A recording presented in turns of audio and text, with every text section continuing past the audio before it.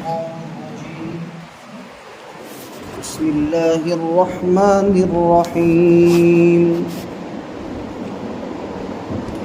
ألم تر كيف فعل ربك بأصحاب الفيل ألم يجعل كيدهم في تضليل وأرسل عليهم طيرا أبابيل ترميهم بحجارة من سجيل فجعلهم كعصف مأكول۔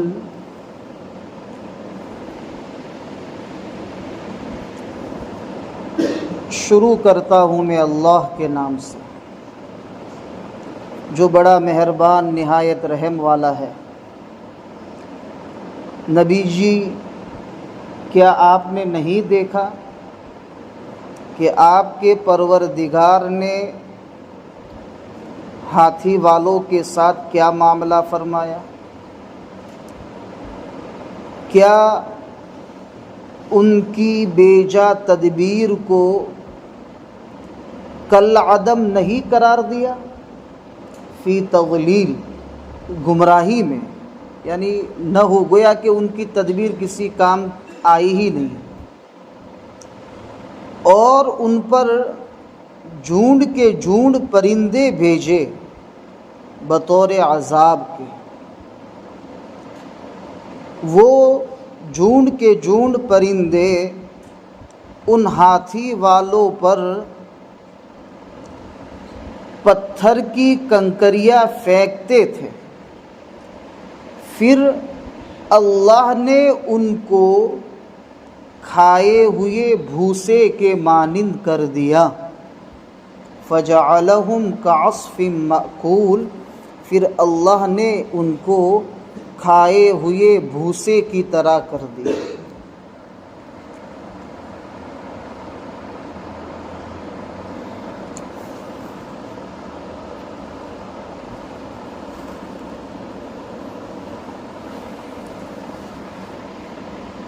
یہ 5 آیت کی مختصر سی صورت، جس کو ہم سورۃ الفیل کہتے ہیں، ہم تو سورۃ الفیل اس لیے کہتے ہیں کہ اللہ نے اس کا نام سورۃ الفیل رکھا ہے۔ فیل کے معنی ہے ہاتھی۔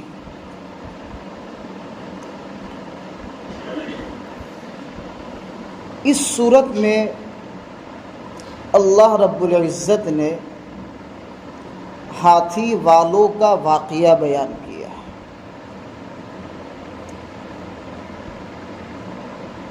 یہ واقعہ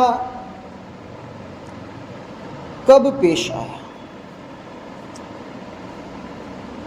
اور اس واقعے کا مقصد کیا تھا، اور تیسری چیز یہ ہے کہ اس واقعے کا مکہ والوں پر کیا اثر ہوا۔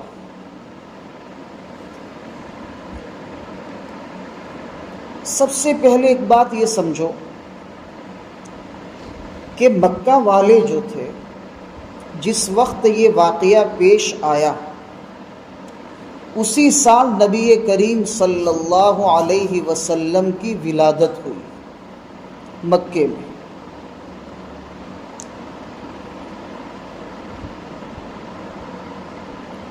اور نبی کریم صلی اللہ علیہ وسلم کی ولادت سے 300 سال پہلے سے مکے میں شرک ہونا شروع ہوا تھا، یعنی 300 سال تک مکے میں شرک کا ماحول رہا۔ 300 سال پہلے، آپ صلی اللہ علیہ وسلم کی ولادت سے 300 سال پہلے مکۃ المکرمہ میں توحید کا ماحول تھا، لوگ حضرت ابراہیم علیہ السلام کی شریعت پر عمل کرتے تھے۔ یہ جو باتیں ہیں، ان باتوں کو بہت سمجھنے کی ضرورت ہے۔ یہ سیرت کا روشن پہلو ہے۔ بہت سے لوگ علماء طبقہ، معاف کیجئے گا، علماء طبقہ سیرت کو اچھی طریقے سے جانتا نہیں۔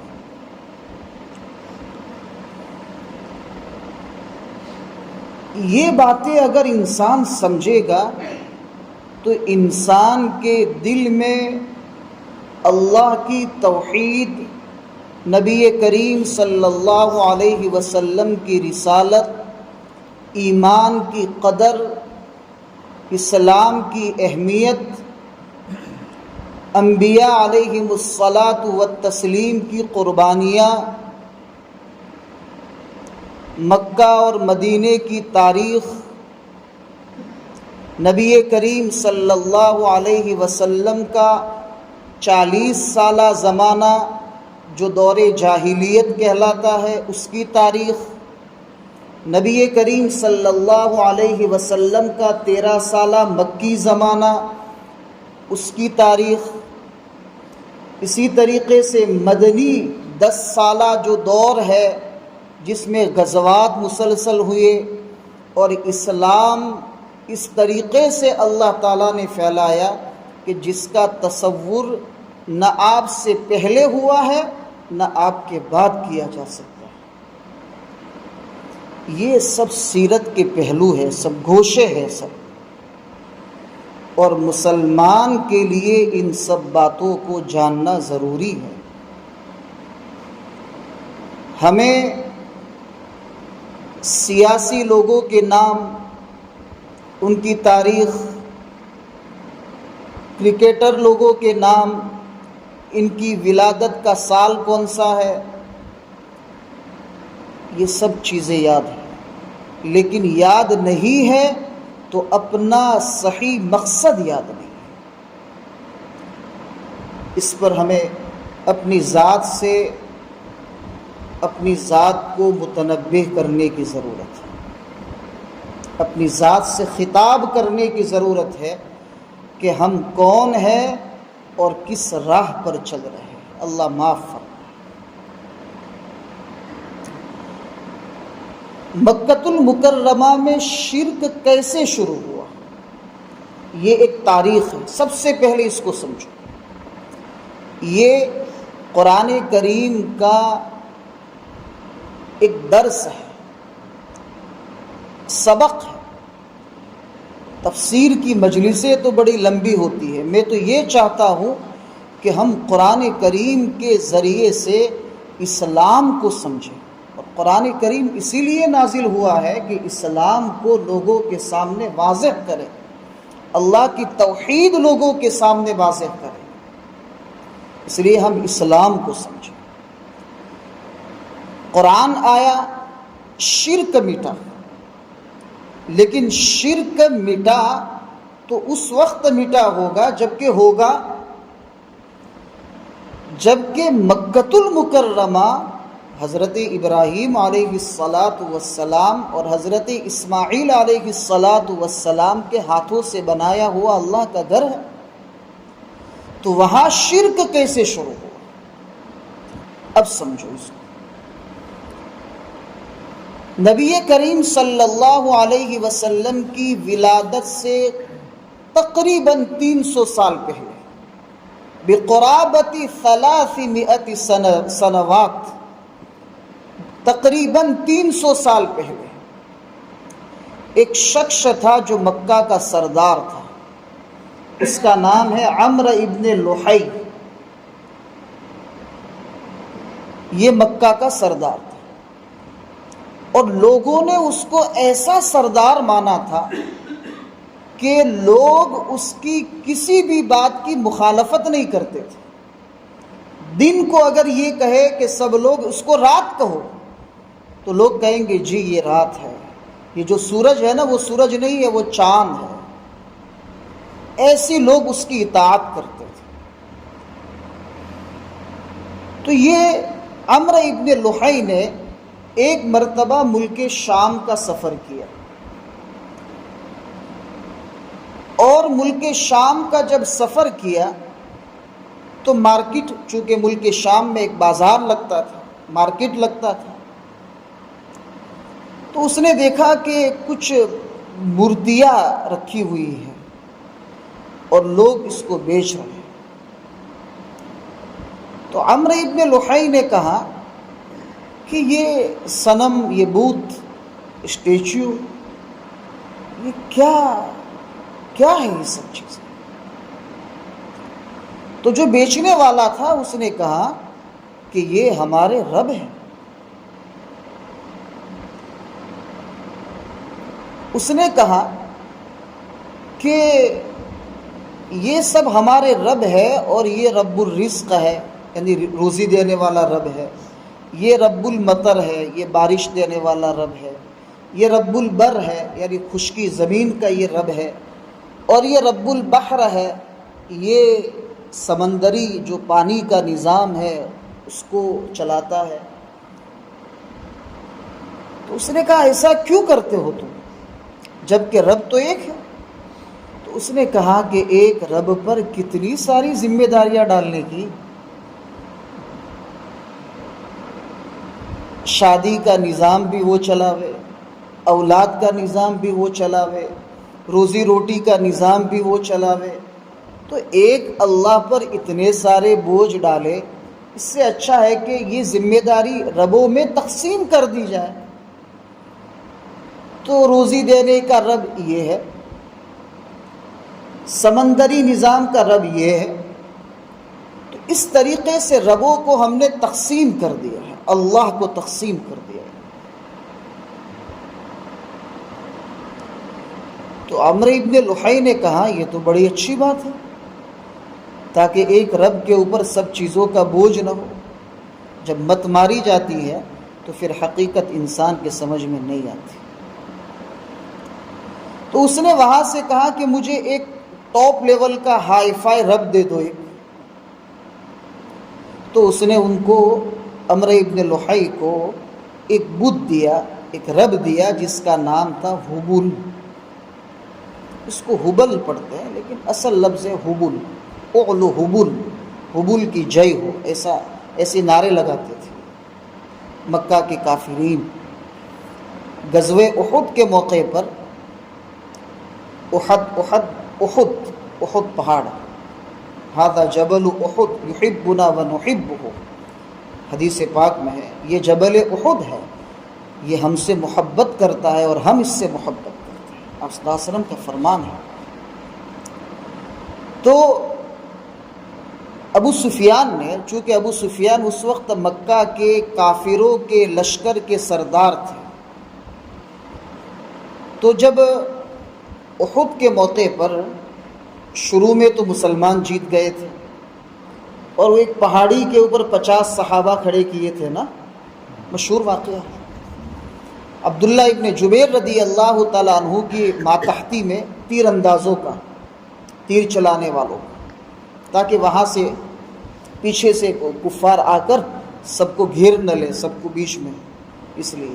لیکن شروع میں دیکھا کہ جیت گئے ہیں، مال غنیمت جو ہے جمع کیا جا رہا ہے، تو انہوں نے محاذ چھوڑ دیا، اس میں 40 افراد نے وہ جگہ چھوڑ دی، 10 افراد وہاں رہے، اور حضرت خالد ابن ولید جو اس وقت ایمان نہیں لائے تھے، بڑے بہادر تھے، تو وہاں سے انہوں نے حملہ کر دیا، اور کفار جو دور دور جا چکے تھے وہ بھی واپس آئے، اور اس وقت مسلمانوں میں سے 70 صحابہ شہید ہوئے، 70 صحابہ، حتیٰ کہ نبی کریم صلی اللہ علیہ وسلم کو بھی کھود گھس گئی تھی۔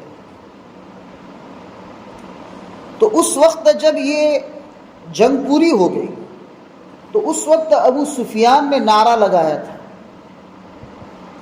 کیا کہا تھا؟ اغلو حبل، حبل کی جے ہو۔ آج کل جو جے والا جو نعرہ لگاتے ہیں نا، یہ مکہ کے کافروں کے بیٹے ہیں، سب انہی کی نسل کے لوگ ہیں سب۔ بہرحال پھر اس کے بعد ایک اور نعرہ لگایا، کہا کہ لنا عزا ولا عزا لکم، یعنی ہمارے پاس عزا بت ہے، تمہارے پاس عزا بت نہیں ہے۔ ابو سفیان نے نعرہ لگایا، آپ صلی اللہ علیہ وسلم نے فرمایا خاموش رہو۔ پھر اس کے بعد انہوں نے کہا، ایک جملہ کہا کہ لنا اللات وللات لکم، لات اور عزا منات یہ سب بتوں کے نام ہیں، سب ان کے رب ہیں، سب کافروں کے اس زمانے میں۔ تو پھر اب نبی کریم صلی اللہ علیہ وسلم نے حضرت عمر رضی اللہ تعالیٰ عنہ سے کہا کہ تم بھی جواب دو۔ تو کہا کیا جواب دو؟ کہا کہ تم کہو لنا مولا ولا مولا لکم۔ انہوں نے جب کہا لنا عزا ولا عزا لکم، تو کہا عمر تم بھی کہو لنا مولا ولا مولا لکم، ہمارے پاس مولا ہے، تمہارے پاس مولا نہیں ہے، تمہارے پاس عزا ہے، تمہیں مبارک ہو، ہمیں نہیں چاہیے۔ یہ کاغذ کے پھول ہے سب، اس سے خوشبوئیں نہیں آتی۔ لنا مولا ولا مولا لکم۔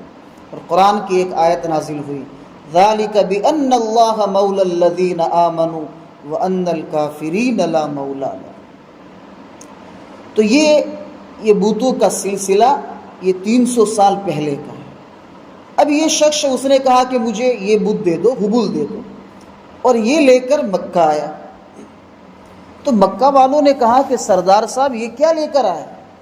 کہا کہ یہ بڑا رب ہے، ہم اس کی پوجا کریں گے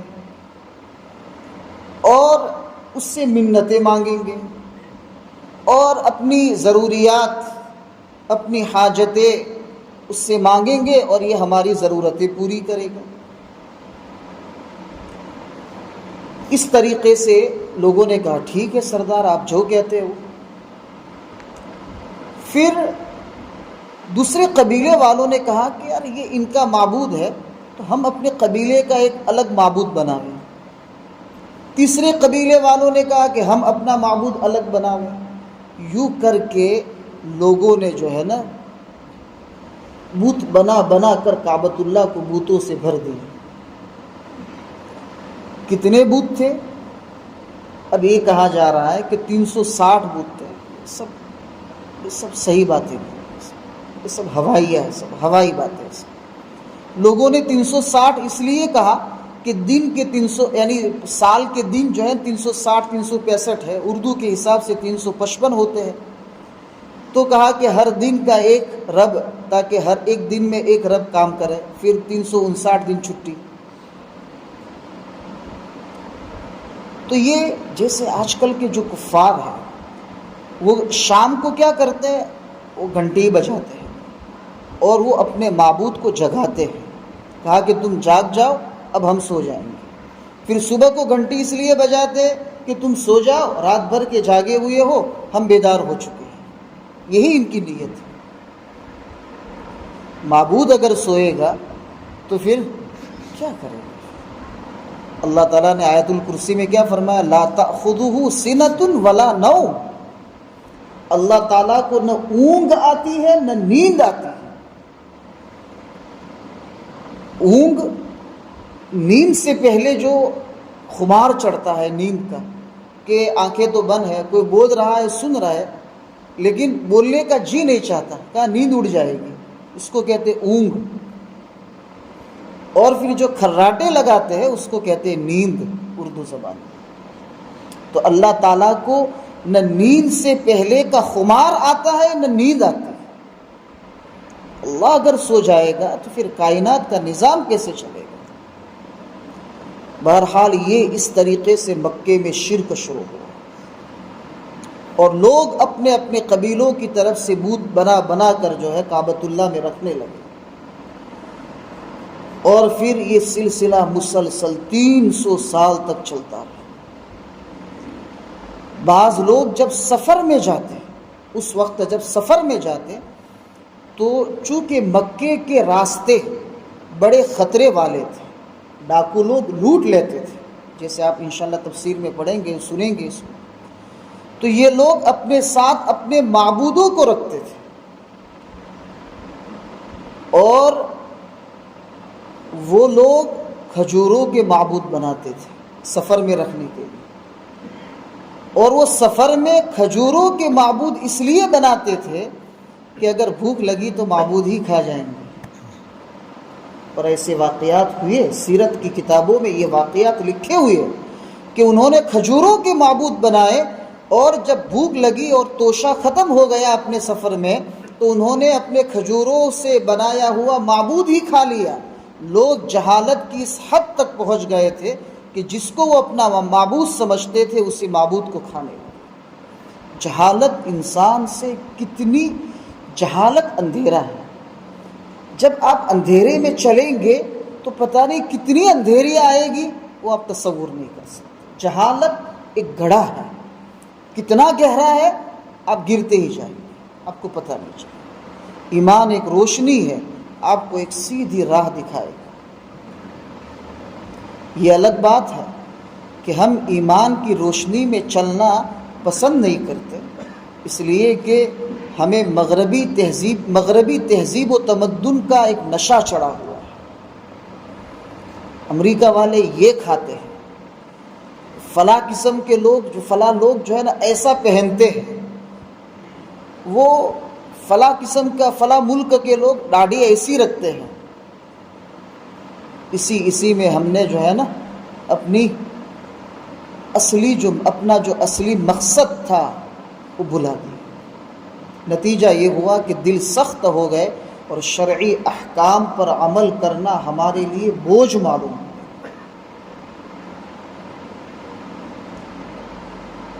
بہرحال یہ سلسلہ چلتا ہے، لیکن ایک چیز تھی لوگوں میں، کعبۃ اللہ کا احترام. کعبۃ اللہ کا احترام کیسے کرتے تھے؟ مکے کے کافر یہ سمجھتے تھے کہ ہم لوگ گندے، ہمارے کپڑے گندے، اس لیے گندے کپڑوں کے ساتھ ہم کعبۃ اللہ کا طواف نہیں کر سکتے، اس لیے وہ ننگے کعبۃ اللہ کا طواف کرتے تھے. دیکھو جہالت کہاں تک پہنچا رہی ہے. وہ کام کرتے ہیں لیکن اس کی دلیل دے رہے ہیں، لیکن وہ دلیل غلط ہے، وہ جہالت پر دلیل ہے. بعض مرتبہ لوگ دلیل دیتے ہیں کہ ایسا کرنے کی کیا ضرورت ہے، عورتوں کو اس طریقے سے سختی کے ساتھ یہ پردہ اور یہ چہرہ ڈھانپنا، اس کی کیا ضرورت ہے. سب انسان کا ارادہ اچھا ہو، صاف ہو، تو کیا ضرورت ہے. دیکھو شرعی احکام کے سامنے دلیلیں نہیں چلتی. ایمان نام ہے اطاعت کا، دلیل بازی کا نہیں. ایمان بغیر کسی دلیل کے ہم تسلیم کریں کہ یہ اللہ کا حکم ہے، یہ نبی کریم صلی اللہ علیہ وسلم کا فرمان ہے، اس کے اوپر عمل کرنا ہے یعنی کرنا ہے. بعض لوگ تو اس بات کے قائل ہے کہ نماز ارکان کا نام نہیں ہے، نماز صرف دھیان کا نام ہے. ایک فرقہ وجود میں آیا ہمارے ہندوستان میں، ہریدوار کے قریب، کہا کہ بس تھوڑی دیر بیٹھ جاؤ اور ایسے ہی تصور کرو کہ ہم اللہ کے سامنے جھکے ہوئے ہیں، اور پھر ختم ہو گئی نماز. اور بار بار کرنے کی کیا ضرورت ہے؟ ایک مرتبہ دن میں کر لو، پورے دن کی طرف سے کافی. یہ قرآن اور حدیث کو نہ سمجھنے کی وجہ سے یہ سب جہالتیں پیدا ہوتی ہے. ان کو کہو کہ قرآن اور حدیث سے اس کی دلیل پیش کرو، نہیں پیش کر سکتے. ہم جس ارکان کو ادا کرتے، قیام کرتے ہیں، رکوع کرتے ہیں، سجدہ کرتے ہیں، قعدہ کرتے ہیں، قائد اولا کرتے ہیں، قائد اخیرہ کرتے ہیں، ہر ایک کی دلیل ہے. اور قیام میں کیسے کھڑا رہنا، رکوع میں کیسے جانا، سجدہ کیسے کرنا، اس کے طریقے ہیں. ارے ہے کہ نہیں؟ ایک سوال دماغ میں آیا کہ بھئی قیام ایک مرتبہ، رکوع ایک مرتبہ، لیکن سجدے دو کیوں ہیں؟ اس کی بھی دلیل ہے. اس کی دو دلیلیں صاحب ہدایہ نے، شارح ہدایہ نے ذکر کی ہے. ایک دلیل تو یہ ہے کہ دو سجدے اس لیے ہے کہ پہلا سجدہ تو ہم رکن کے طور پر کرتے ہیں، اور دوسرا سجدہ اس لیے کرتے ہیں کہ اللہ نے سجدہ کرنے کی توفیق دی. اسی سجدے کے انکار کی وجہ سے ابلیس اللہ کے دربار سے بھگایا گیا، اس لیے دوسرا سجدہ اللہ تعالیٰ نے لازم کر دیا۔ اور دوسری دلیل یہ ہے کہ پہلا سجدہ جب سر اٹھاتے ہیں تو یہ دلیل ہوتی ہے کہ تم مٹی اور زمین سے نکلے ہو، یعنی مٹی سے بنائے گئے ہو، اور دوسرا سجدہ یہ دلیل ہے کہ تم دوبارہ مٹی میں جانے والے ہو۔ قاعدہ اولیٰ میں، قاعدہ اخیرہ میں التحیات پڑھتے ہیں۔ التحیات کیا ہے؟ کبھی آپ نے کسی مولوی صاحب سے پوچھا؟ اس کی تفسیر تو انشاءاللہ آئندہ کریں گے، لیکن یہ سمجھنے کی بات ہے۔ اس کے بارے میں لکھا ہے کہ التحیات کیا ہے؟ التحیات للہ والصلوات والطیبات، السلام علیک ایہا النبی ورحمۃ اللہ وبرکاتہ، السلام علینا وعلی عباد اللہ الصالحین، پھر اشہد ان لا الہ الا اللہ۔ یہ 4 چیزیں ہیں اس میں۔ یہ التحیات اس امت کو ملی ہے اور کسی امت کو نہیں دی گئی تھی۔ نبی کریم صلی اللہ علیہ وسلم کو جب اللہ رب العزت نے معراج میں بلایا، معراج کی رات اپنے پاس بلایا، مسجد اقصیٰ سے آپ کا سفر شروع ہوا آسمانوں کا، اور اللہ تک اللہ تعالیٰ نے پہنچایا، اپنے پاس بلایا نبی کریم صلی اللہ علیہ وسلم۔ تو اس وقت نبی کریم صلی اللہ علیہ وسلم جب اللہ کے سامنے آئے تو آپ نے سوچا کہ میں اللہ کے سامنے کیا تحفہ پیش کروں؟ اللہ تو کسی چیز کا محتاج نہیں ہے، تو اللہ کے سامنے میں کیا تحفہ پیش کروں؟ تو نبی کریم صلی اللہ علیہ وسلم کے دل میں اللہ تعالیٰ نے یہ کلمات ڈالے، اور آپ نے فرمایا التحیات للہ والصلوات والطیبات۔ اس کا ترجمہ ہے جانی، مالی، بدنی تمام عبادتیں اللہ کے لیے، یعنی زندگی میں ہم اپنی جان بھی دے دیں، اپنا مال بھی کھپا دیں، اپنے بدن کو اللہ کی عبادت میں بالکل دبلا اور پتلا کر دیں، سب کچھ اللہ ہی کے لیے یہ تحفہ پیش کیا نبی کریم صلی اللہ علیہ وسلم۔ چونکہ اللہ تعالیٰ کو سلام نہیں کر سکتے کیونکہ اللہ خود سلام ہے، تو اللہ تعالیٰ نے جب یہ تحفہ نبی کریم صلی اللہ علیہ وسلم سے لیا تو اللہ تعالیٰ نے فرمایا السلام علیک ایہا النبی، تجھ پر سلامتی ہو، تجھ پر سلامتی ہے اے نبی، تجھ پر سلامتی ہو، یہ ترجمہ غلط ہے، تجھ پر سلامتی ہے، اس میں دوام ہے، ہو مستقبل میں نہیں، ابھی سے تا قیامت، تجھ پر سلامتی ہے اے نبی، اللہ کی رحمت ہے اور اللہ کی برکتیں۔ تو جب نبی کریم صلی اللہ علیہ وسلم کی امت سے عشق اور محبت دیکھیے کہ آپ صلی اللہ علیہ وسلم نے دیکھا کہ اللہ مجھ پر سلامتی اور اپنی رحمتیں اور اپنی برکتیں بھیج رہے ہیں، تو نبی کریم صلی اللہ علیہ وسلم نے سوچا کہ میں اپنے امت کے جو نیک بندے ہیں ان کو اس میں شامل کروں، تو آپ نے فرمایا السلام علینا وعلی عباد اللہ الصالحین۔ جب اللہ اور نبی کریم صلی اللہ علیہ وسلم کے درمیان یہ محبت بھرا مکالمہ جب فرشتوں نے سنا تو وہ رہ نہ پائے، اور ان کی زبان سے یہ نکلا کہ میں گواہ، یعنی فرشتہ یہ کہنے لگا کہ میں گواہی دیتا ہوں کہ اللہ کے سوا کوئی معبود نہیں، اور محمد صلی اللہ علیہ وسلم اللہ کے بندے اور اللہ کے رسول۔ اب اتنا عظیم تحفہ جب نبی کریم صلی اللہ علیہ وسلم ہمارے لیے لائے ہیں تو تحیات پوری کر کے پھر درود شریف بھی تو ان کو دینی پڑے گی نا، اس لیے ہم قاعدہ اخیرہ میں درود شریف پڑھتے ہیں۔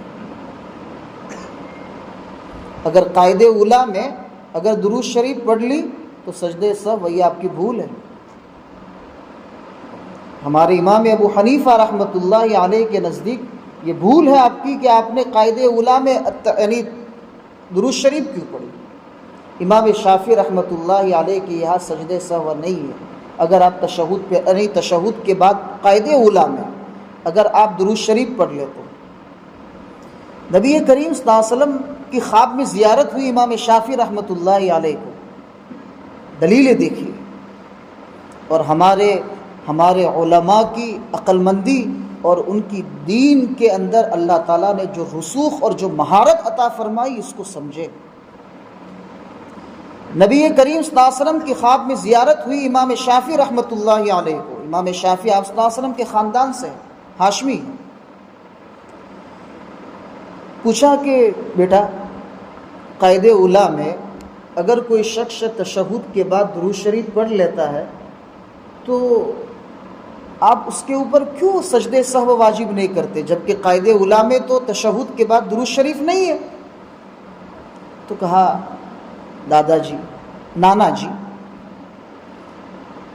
آپ کا نام لے اور میں یہ کہوں کہ اس سے بھول ہوئی اور بھول کے 2 سجدے کرے، میری غیرت گوارا نہیں کرتی۔ اس لیے میں نے کہا ٹھیک ہے، اگر آپ نے پڑھ لیا ہے تو کوئی بات نہیں۔ امام ابو حنیفہ رحمۃ اللہ علیہ نے خواب میں دیکھا نبی کریم صلی اللہ علیہ وسلم۔ پوچھا ابو حنیفہ، قاعدے اولیٰ میں نمازی تشہد کے بعد درود شریف پڑھتا ہے اور تم کہتے ہو کہ محمد کی دال تک اگر پڑھ لیا تو اس کے اوپر سجدے سہو واجب ہوگا؟ امام ابو حنیفہ رحمۃ اللہ علیہ نے کیا جواب دیا؟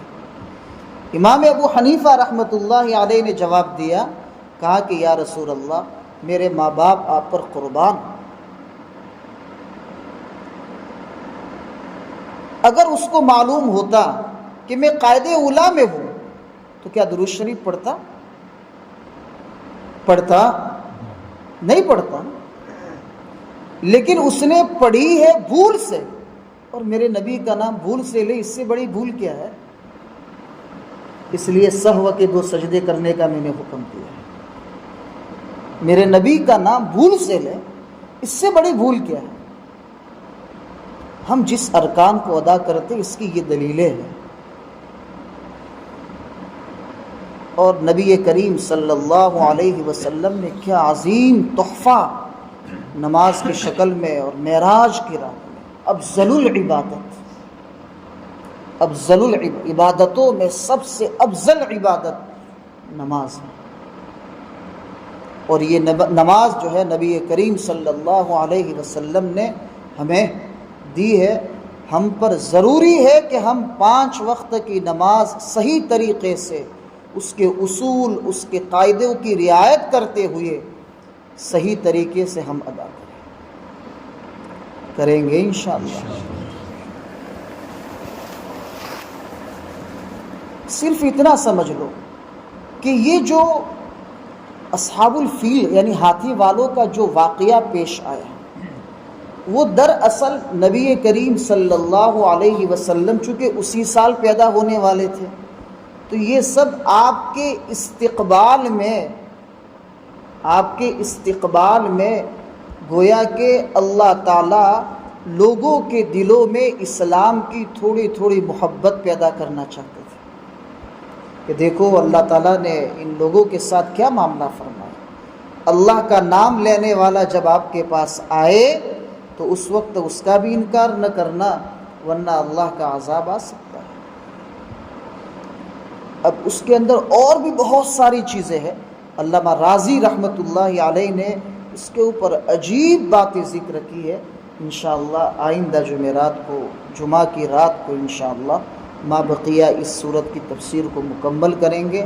اللہ تعالیٰ ان باتوں پر کہنے سننے سے زیادہ عمل کرنے کی توفیق عطا فرمائے، قرآن کریم سے عشق اور محبت عطا فرمائے، غزہ کے مسلمانوں پر اللہ تعالیٰ رحم و کرم کا معاملہ فرمائے، اسرائیل کے ظلم سے اللہ تعالیٰ ان کی حفاظت فرمائے، اور ظالم کو اس کے کیفر کردار تک اللہ تعالیٰ پہنچائے۔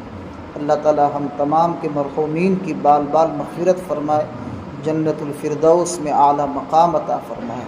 اللہ تعالیٰ ہماری دنیا اور آخرت کو بہتر بنائے، اور اس کی مرضیات پر اللہ تعالیٰ ہم سب کو چلائے۔